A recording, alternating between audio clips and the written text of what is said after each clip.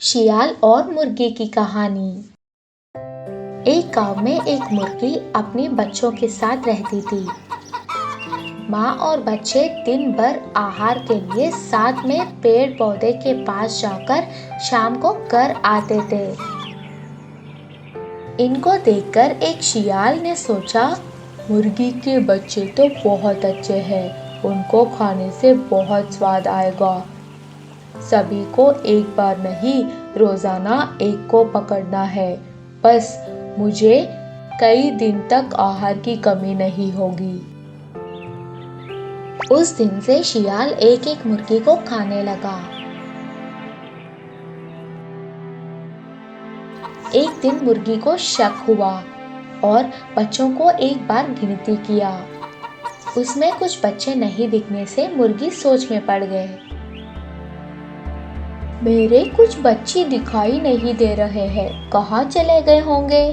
कहीं गलती से झाड़ियों के पास गुम तो नहीं हो गए?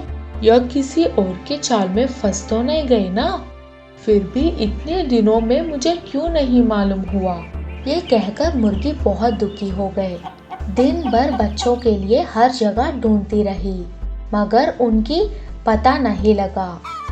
रात को लेट गई, मगर दुख से उसे नींद नहीं आई।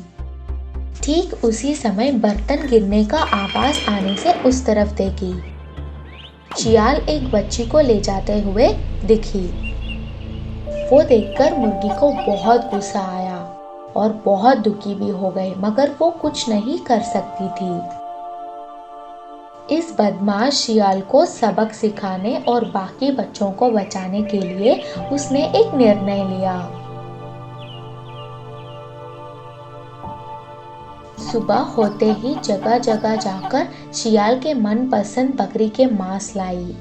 उसको एक बर्तन में रखी। हमेशा जैसा शियाल उस रात को भी आई।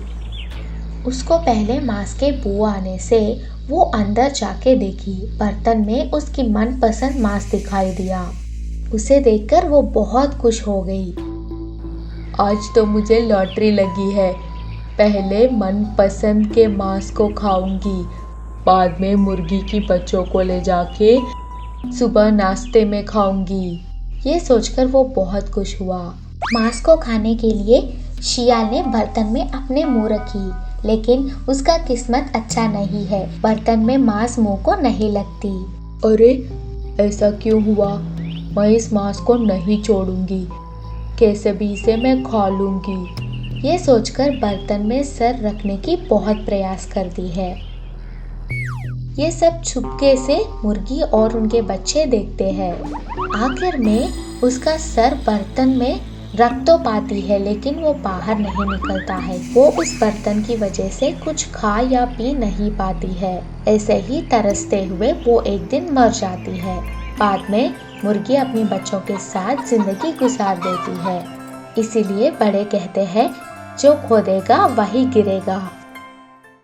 शियाल को खरगोश का सबक। एक बार जंगल में सभी खरगोश एक जगह पर खेल रहे थे। तभी वहां से एक शियाल गुजर रही थी और उन खरगोशों को देखकर शियाल को उन्हें खाने का मन हुआ।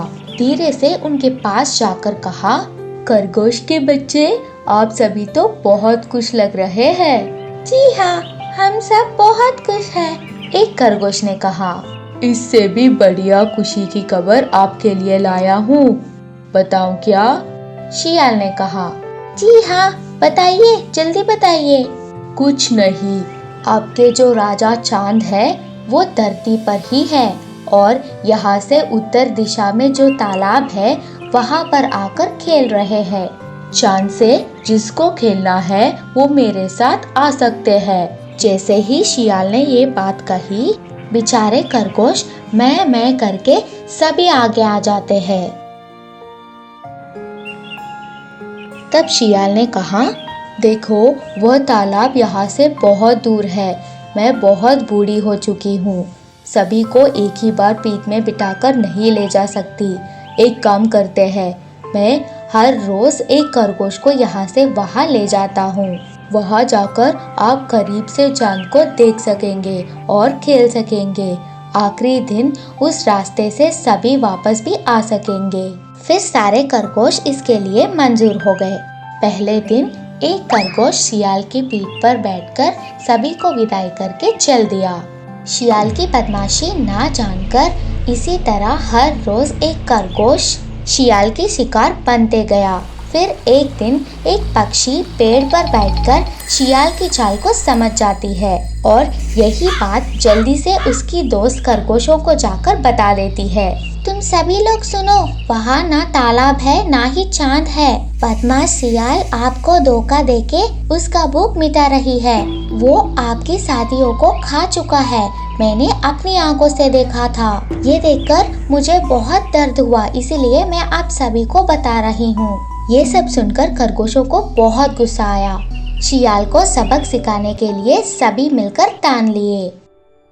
शियाल मामा जी, आज भी हम चलेंगे, मगर थोड़ी देर एक रस्सी खींचने का खेल खेलकर उसके बाद जाएंगे। वो खेल मुझे नहीं आती। कुछ नहीं शियाल मामा, हम सभी एक तरफ रस्सी खींचेंगे, दूसरी तरफ बहुत ताकतवर वाला आप खींचेंगे।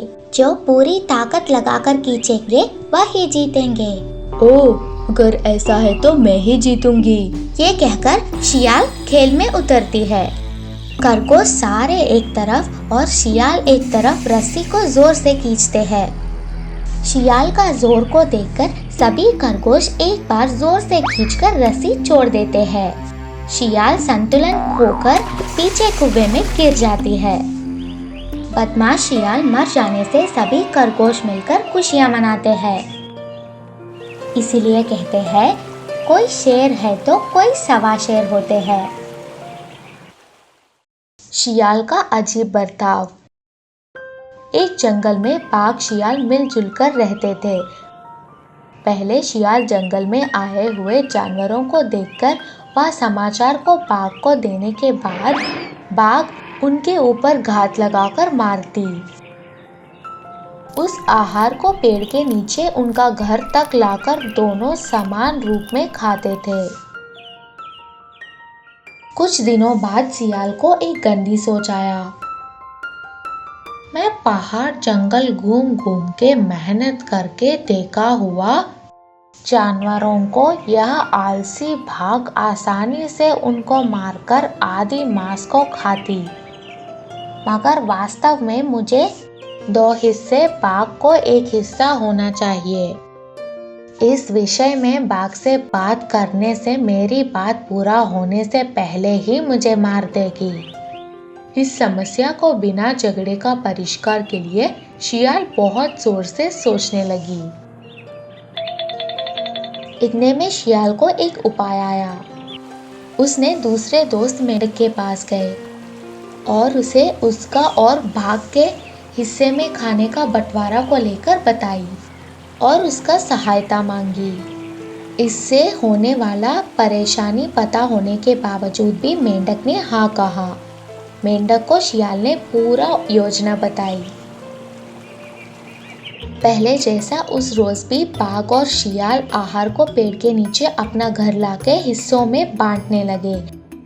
इतने में उसको 2 हिस्सा चाहिए करके शियाल अट गई। उसको बाघ ने मना किया। दोनों के बीच बात बढ़ गई। हम आपस में क्यों लड़े? मुझे 2 हिस्से आने का सही या नहीं पेड़ देवता से ही पूछेंगे। पेड़ देवता आप ही हमारा झगड़े को निपटा सकती है। किसे कितना हिस्सा मिलनी चाहिए आप ही बताओ, शियाल ने कहा। पेड़ के सुराग से बाघ को 1 हिस्सा, शियाल को 2 हिस्से आना चाहिए, सुनाई दिया। तब बाघ गुस्से से यह पेड़ देवता है या दूसरा कोई है, बाहर आएगा। ये कहकर सूखी घास लाके पेड़ के सुराग में डालकर आग लगाई।